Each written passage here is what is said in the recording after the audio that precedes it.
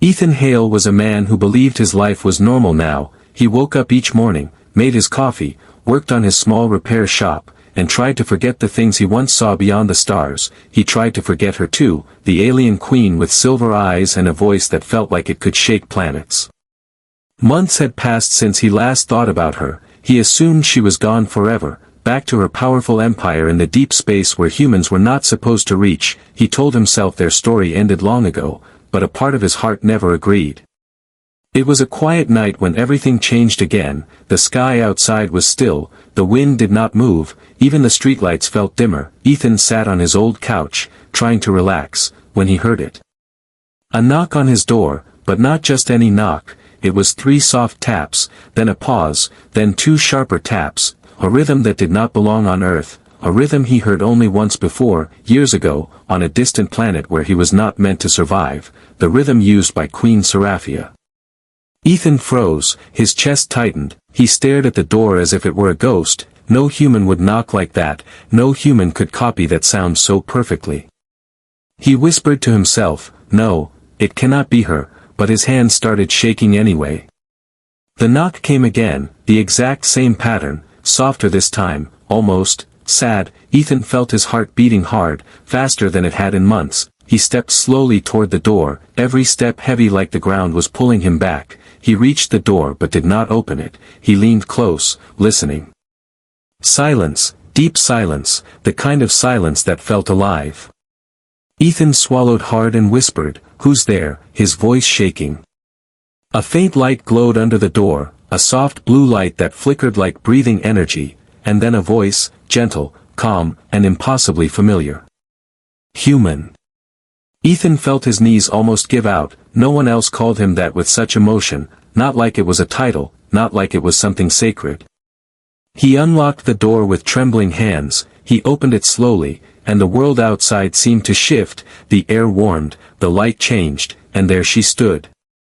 Queen Seraphia of the Astral Dominion, tall and graceful, wearing dark silver armor that shimmered under Earth's yellow porch light. Her long hair floated as if it were underwater, glowing with soft cosmic light, and her eyes, those silver eyes, reflected Ethan's face like a memory she had held too tightly.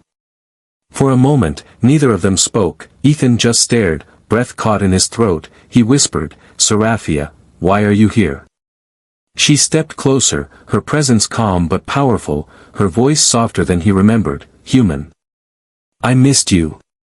Ethan blinked, unsure if he heard her right. The alien queen who commanded thousands of ships, who held entire star systems under her rule, was standing on his small Earth porch saying she missed him.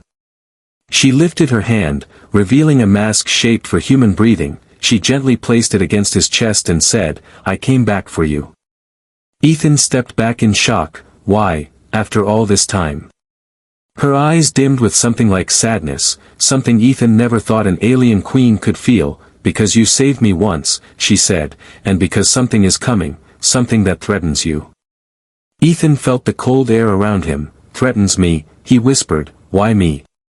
Seraphia raised her hand and created a small hologram, a floating image of enormous dark ships with red energy cores, ships Ethan recognized from the old stories she once told him, ships belonging to the Ravagers, the most brutal species in her empire's history.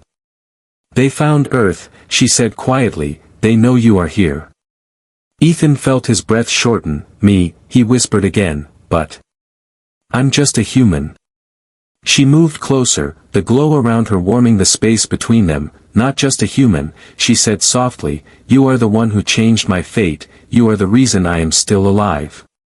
Ethan remembered it, the night he threw himself in front of the queen during an attack, an action he never understood, something that came from instinct, something that made no sense, but something that bonded them forever.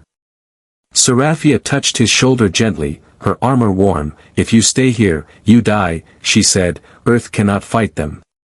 Ethan felt fear rise like a wave inside him, but behind that fear was something strange, something like hope, something like recognition. He whispered, "Seraphia, why does it sound like you don't just want to save me?" Her breath trembled, something rare for a queen. She leaned closer, her voice barely above a whisper. "Because I want you back." The words hit Ethan harder than any danger she warned him about. his chest tightened, his breath stumbled, and for a moment he forgot the stars, the ships, the danger, everything. Seraphia extended her hand toward him, glowing softly under the porch light, her silver eyes fixed on him with a feeling he never imagined an alien queen could have. "Come back with me, human," she said, "before it is too late." And Ethan stood at the doorway, trembling, knowing his life would never be the same again. The secret they hid from Earth. Ethan slowly stepped back from the doorway, his heart beating fast. Queen Seraphia stood there like she carried two worlds on her shoulders, her glow softened, almost gentle. She did not move until he nodded for her to come inside. The moment she crossed the threshold, Ethan felt his house change, the lights hummed, the air warmed, and something unseen moved through the walls like energy recognizing her presence. It was strange, but not dangerous. It was like her power didn't belong on Earth, yet the world around her still tried to understand her. She looked around the small living room with quiet care, as if she remembered every detail from the last time she visited Earth. "Your world is still peaceful," she said, touching the edge of his table, "peaceful, but vulnerable." Ethan closed the door behind them, locking it even though he knew no lock on Earth could stop whatever was chasing her. He turned toward her, trying to control his voice. "Tell me everything," he said. "You said something is coming for me. Why?" Seraphia looked up, her silver eyes glowing brighter. "Because of the bond," she said softly, "the bond you created years ago." Ethan frowned, confused. "Bond," he said, "I don't understand." She stepped closer, the energy around her pulsing like a heartbeat. "On the night you saved my life," she said, "you touched my core armor with your bare hands." She placed her palm on her chest, where her armor glowed faintly. "In my culture, that act creates a life claim." Ethan blinked, trying to follow. "Life claim," he repeated, "what does that mean?" Seraphia's voice softened. "It means, your life and mine became connected," she said. "Your heartbeat affects mine, your danger becomes my danger, and your death would end me." Ethan's breath caught. "I didn't know," he whispered. "I know," she replied gently, "you did not choose it, but the universe did." Ethan ran a hand through his hair, panic and confusion mixing inside him. "So those ships, those monsters, they're hunting me because of that." She shook her head slowly. "Not only that," she said, "you are one of the few humans who has touched Queen Core armor and survived." Ethan stared at her, disbelief filling his eyes. "Others didn't?" he asked quietly. Seraphia lowered her eyes. "No," she said, "humans are too fragile to withstand the energy, but you did, and for them, that makes you special." Ethan sat down heavily on the edge of his couch, his hands shaking. Special was the last thing he wanted to be. Seraphia lowered herself to sit near him, her armor shifting gently like living metal. She placed a glowing hologram between them, a map of space, dark and wide. She pointed to a red cluster far away. "This is the Ravager fleet," she said. "They destroy worlds to find rare genetic markers." The hologram shifted to Earth's location, a small blue light blinking. "They tracked me the day I visited your world long ago," she said. "They learned of the bond, and now they want you." Ethan felt cold. "Why me?" he asked again. "Because you hold something they cannot understand," she said, "something that threatens their predictions, a human who survived ancient queen energy." Ethan swallowed. "So, coming here, you risked war." Seraphia nodded slowly. "Yes," she said, "for you." Those two words made Ethan fall silent, not from fear, but from something deeper, something emotional. He looked at her. "Why?" he whispered, "why would you risk everything for me?" Seraphia turned her head slightly, her silver hair flowing over her armor, her voice trembling the smallest amount. "Because losing you once was enough," she said. "I will not let them take you from me." Ethan felt something strange inside him, something like warmth mixed with fear, mixed with a memory he tried to forget. He remembered the night he protected her years ago, when an enemy soldier tried to strike her from behind. He remembered pushing her away and taking the shock blast. He remembered her catching him before he fell, whispering something he couldn't understand, something she never told him again. Seraphia broke the silence. "Earth cannot fight them," she said. "Your armies, your weapons, none of it can stop them." Ethan looked up sharply. "Then what am I supposed to do?" She reached out, placing the breathing mask in his hands. "Come with me," she said, "my world can protect you, my forces can protect you, but if you stay here, you will die when they arrive." Ethan hesitated. "My home, my planet. I can't just leave." Her eyes softened. "Human," she whispered, "I do not ask you to abandon your world," she said, "I ask you to survive long enough to save it." Ethan stared into her silver eyes, unsure of what he saw there. Was it duty, was it honor, or something more personal? She stood slowly, her armor humming. "You have 72 hours, she said, "before they reach Earth." Ethan felt a chill run through him. 72 hours, he whispered. Seraphia extended her hand again, the glow around her palm flickering gently. "Come with me," she said softly, "before the bond pulls us both into death." Ethan looked at her hand, then at the door behind her, then at the stars through his window. His life was no longer simple, no longer ordinary, no longer just human. And deep inside, he already knew. He could not stay. The journey back to the stars. Ethan stood in the middle of his living room, his heart still shaking from everything the Queen had revealed. The world felt smaller, his breath felt heavier, and the silence between him and Seraphia felt too big to break. He looked at her hand again, glowing gently, waiting for him, not forcing him, not demanding him, just waiting. That made his chest tighten even more. Finally, Ethan took a slow breath. He reached out, and his fingers touched her palm. The moment they connected, warm energy rushed through his body like a wave, not painful, not dangerous, just powerful. Seraphia closed her eyes for a moment, as if feeling something she had missed for years. "Thank you, human," she whispered, her voice soft like air. Ethan did not trust himself to speak, he only nodded. Seraphia guided him toward the door, her armor glowing brighter as if reacting to the choice he made. Once outside, Ethan felt the air shift, something heavy in the sky, something that was not supposed to be there. The Queen raised her hand and tapped the air twice, space shimmered, and suddenly a massive object appeared behind the trees behind his house, a giant starship, tall, dark, and shimmering with silver light. It had been cloaked the entire time, hidden from every satellite on Earth. Ethan's breath stopped for a moment. "This was here the whole time," he whispered. Seraphia nodded. "I have never been far," she said quietly. The metal floor of a landing platform extended out toward them, forming a smooth path of living metal, the edges glowing like flowing stars. Ethan stepped on it carefully, feeling the strange vibration under his shoes. As they walked, alien energy flowed through the air. The ship opened with a deep hum, like a creature waking from sleep, and then Ethan saw the inside. Tall pillars of glowing silver stretched upward, alien symbols floating like mist. Large windows showed the night sky with clearer brightness than any human telescope, and alien guards in elegant armor kneeled the moment the Queen stepped inside. Ethan froze, shocked. "They're kneeling," he whispered. Seraphia turned her head slightly. "To you," she said softly. Ethan almost stumbled. "To me?" he asked, confused. The Queen nodded. "You carry a bond no human has ever carried," she said, "and because of that, you are respected as my equal." Ethan felt his heart skip. Equal to an alien queen, it made no sense, but the guards did not hesitate. They lowered their heads deeper when he walked past, as if he were royalty, as if he were chosen. A young alien soldier stood up and spoke in a deep voice. "For the chosen human, we are ready to defend," he said, bowing again. Ethan whispered under his breath, "This cannot be real." Seraphia turned to him, her silver eyes softening. "It is real," she said, "and you must understand your importance before the Ravagers arrive."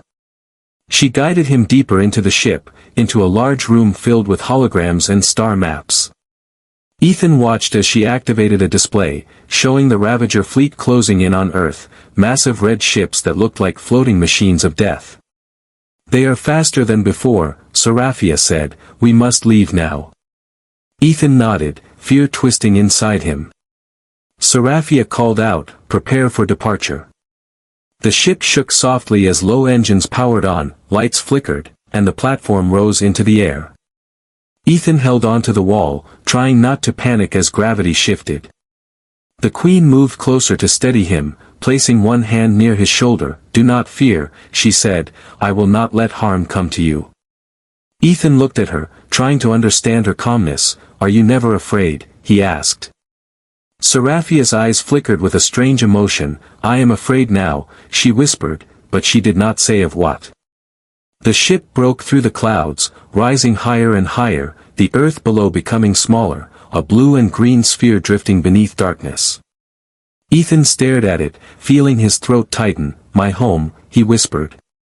Seraphia stood beside him, silent for a moment, then said, "You are not abandoning it, human, you are protecting it." Suddenly, alarms echoed through the ship, red lights flashing across the control panels. Ethan turned sharply, panic rising. "What's happening?"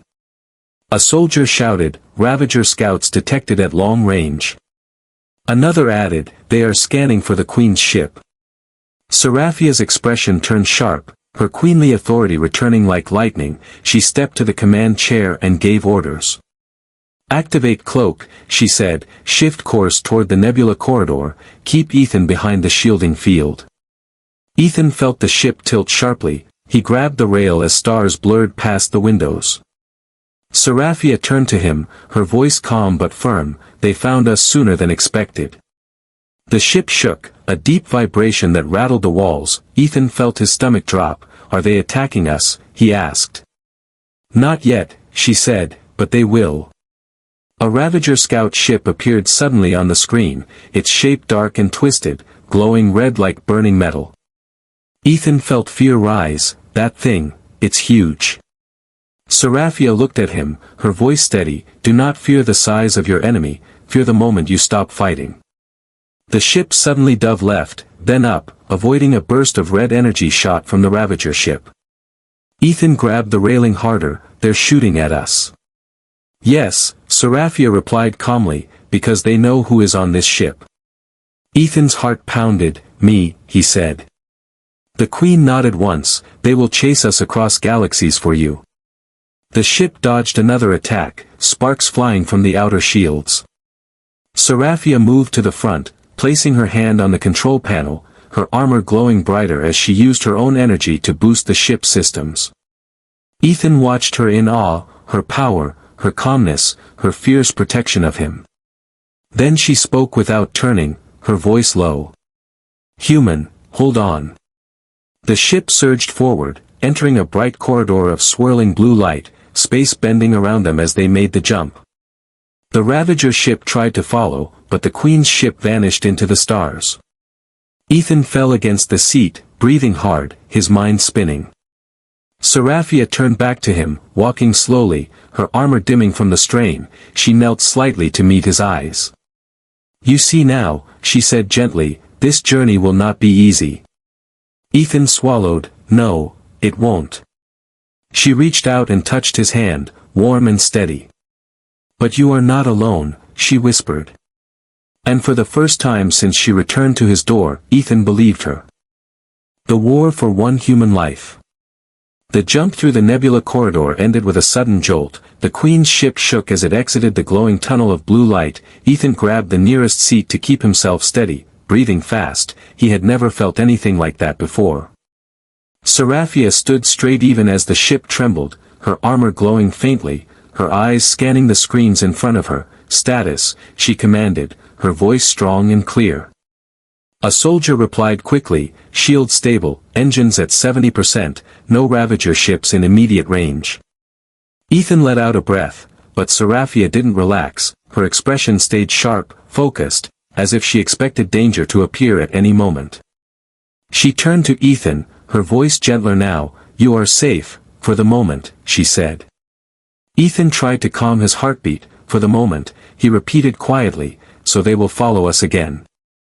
"Yes," Seraphia answered, "they will not stop."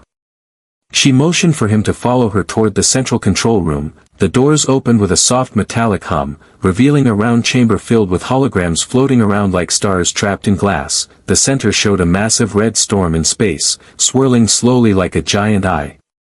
Ethan stared. "What is that?" he asked.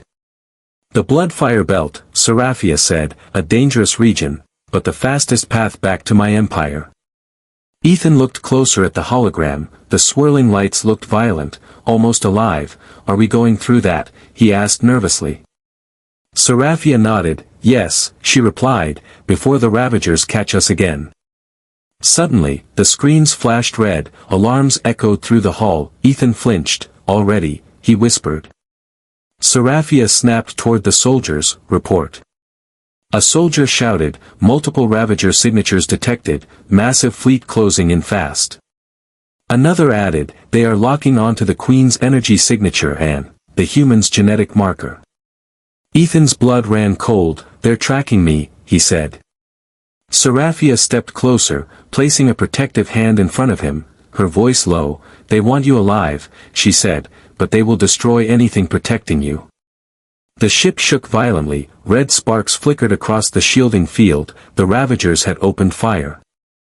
Get him behind the barrier, Seraphia ordered, pointing to a glowing circular plate on the floor. 2 guards guided Ethan toward it. The moment he stepped onto it, a blue dome formed around him, humming with protective energy. Ethan pressed his hands against the barrier. Seraphia, he called out, panic in his voice, what are you going to do? The Queen turned toward him, her eyes filled with fierce determination. Fight, she said, I will fight for you. She walked to the command seat, her cape-like armor trailing behind her. The soldiers moved in perfect formation, screens lit up with maps, targeting systems, heat signatures. The Ravager ships approached like dark knives in the sky. Prepare Starlance cannons, Seraphia commanded. Shields up to full. Redirect all spare energy to the rear engines. Her soldiers followed without hesitation, their movements sharp and disciplined.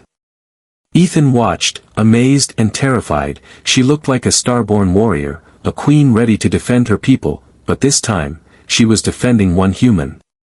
The Ravager fleet grew larger on the screen, hundreds of red ships, glowing like burning metal, their engines screaming through space. Seraphia clenched her jaw. They brought a full strike force, she whispered, for one life.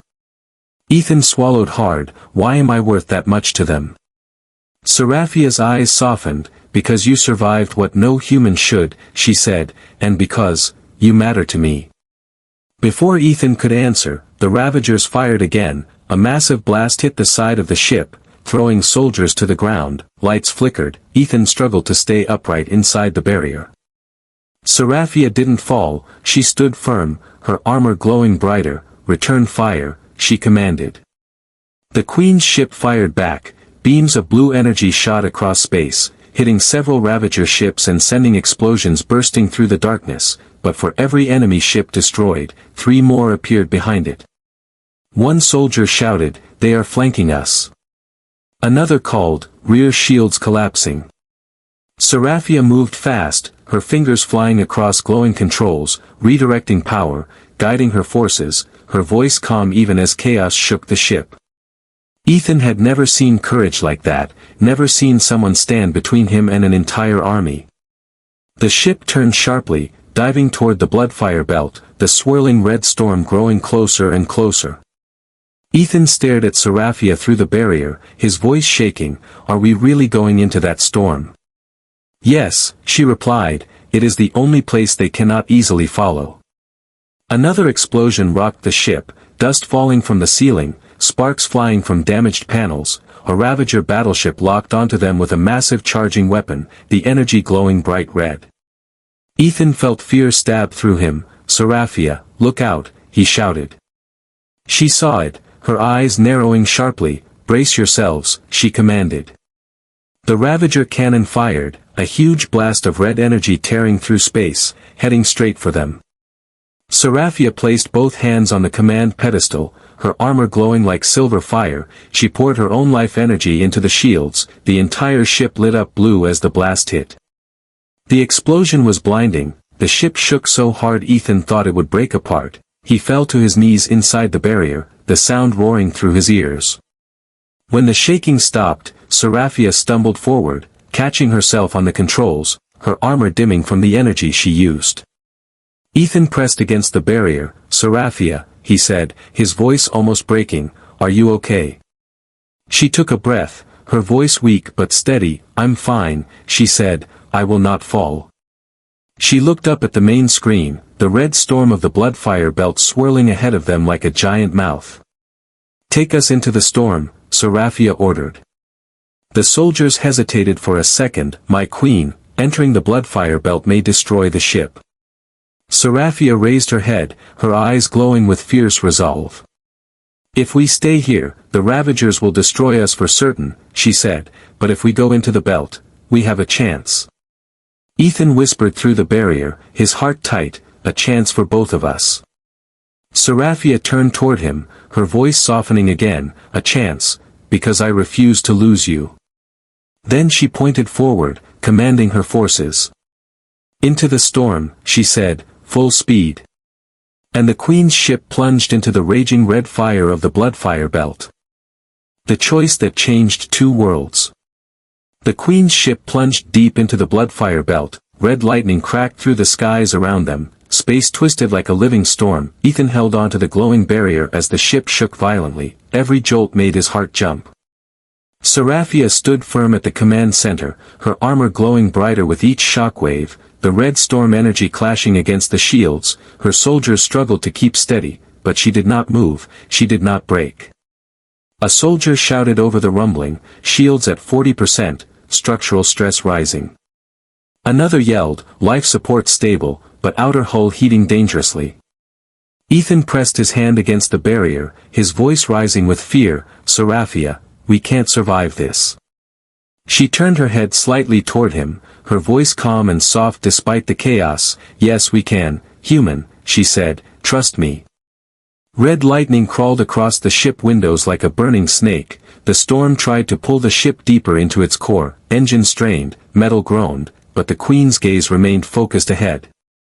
She lifted her glowing hand and activated another layer of shields, sacrificing energy from the weapon system. A soldier panicked, "My queen, with weapons offline we cannot fight if the Ravagers reach us again." Seraphia answered without hesitation, "There will be no fight if we do not survive the storm." Ethan watched her, amazed by her calm courage. She had faced fleets, wars, enemies stronger than any human could imagine, yet she still cared about him more than all of that. Minutes felt like hours inside the storm. The ship twisted, shook, and screamed under pressure. But then something unexpected happened. The storm began to fade. The violent red clouds grew thinner, the lightning dimmed, and a clear path opened ahead, like the storm itself was stepping aside. The soldiers gasped, "Impossible, the Bloodfire belt never parts." Another whispered, "Did the storm sense the Queen's energy?" Ethan whispered, "Or the bond," as he looked at Seraphia. The ship burst out from the last wall of red clouds and entered calm space again. The stars returned, bright and quiet, like they were welcoming the survivors. Seraphia finally allowed herself to breathe, her armor dimming slowly. "We made it," she said softly. Ethan stepped out of the barrier as it lowered. He walked toward her, his voice still shaking. "You did it," he said, "you saved us." Seraphia touched the ship's controls with a soft sigh. "No," she whispered, "we saved each other." Before Ethan could respond, alarms flashed again, but this time, not in warning, in notification. A soldier turned in shock, "My queen, our fleet has arrived." Outside the window, dozens, then hundreds, of silver ships emerged from hyperspace, forming a massive protective ring around them, ships of every size, glowing with the royal symbols of Seraphia's empire. The soldiers inside the Queen's ship bowed deeply. "Your forces came for you." Seraphia shook her head gently, her eyes moving toward Ethan. "No, they came because I told them who we carry." The main screen flickered as the Throne Admiral appeared, a tall alien with glowing blue markings. He bowed his head respectfully. "My queen," he said, "we stand ready to defend the chosen human." Ethan's heart stumbled. "They really followed us for me," he whispered. Seraphia stepped close to him, her voice soft but proud. "Yes, human," she said, "you are not just one life anymore, you are a symbol, and a promise." The Admiral's voice returned, "Ravager fleet retreating from the belt, they refuse to enter the storm, they fear your crossing." Seraphia nodded. "Good," she said, "then we have time." Ethan looked at her confused. "Time for what?" She stepped closer, her silver armor glowing gently, her voice lowering into something personal, something fragile. For the truth, she whispered. Ethan felt his chest tighten. What truth? Seraphia lifted her hand, placing it over the core of her armor, then slowly reached forward and placed that same hand over Ethan's heart. Warm energy flowed between them. The truth that I came back not only because of the bond, she said, not only because the Ravagers want you. Ethan swallowed, unable to move, unable to look away. I came back, she whispered, because I missed you. The moment froze, the air around them glowing softly, her voice breaking for the first time. I came back, because I care for you more than my throne, more than my crown, more than my own life, she said. I crossed galaxies for you, human. Ethan's breath trembled. Seraphia, he whispered, I don't know what to say. She stepped even closer, her forehead nearly touching his, her silver eyes warm with emotion he never thought a queen could have. You do not need to say anything, she whispered, just choose. Ethan blinked. Choose. Yes, she said softly, choose your path. She gestured toward the window, where the stars shined bright and endless, and the giant fleet waited for her command. You may return to Earth, she said, and I will leave so your world remains safe. Ethan's heart tightened painfully.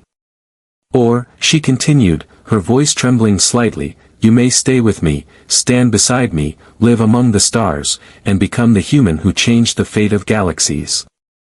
Ethan stared at the stars, then at the queen, then at the soldiers still bowing to him because of a bond he never meant to create.